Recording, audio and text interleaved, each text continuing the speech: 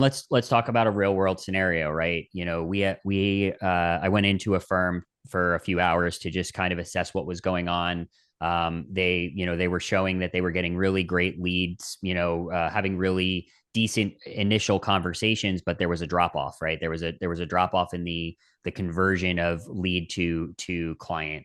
And first things first, so before I even went in, I called the firm just to see how things went, and I got an auto attendant, and I needed to essentially click something on an auto attendant before I even got in touch with somebody.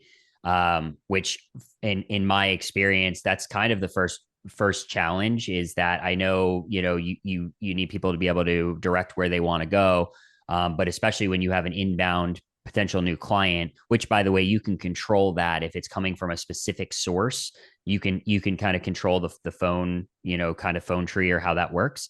Um, but that was the first problem, because then once I clicked the button, it took 6 rings to get somebody on the phone. And what we found in the office is actually the first 3 rings were dummy rings. It wasn't actually even going to anyone. Right. So it was really quite frustrating from my perspective, that I was trying to get somebody on the phone and it just kept ringing.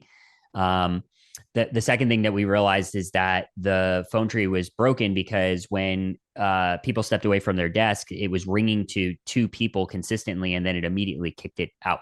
Right, it kicked it out of office, and that is just another challenge that the potential new client faces.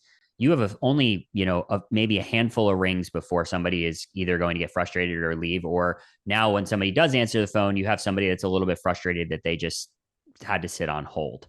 So, um, just an example of a process that, even I wasn't calling to be a client, but I was really frustrated by the way that went. And it started a really good conversation that led to some very easy fixes. Right. So, all this to say, going back to, first and foremost, having the tools in place to audit what is going on currently is really, really important.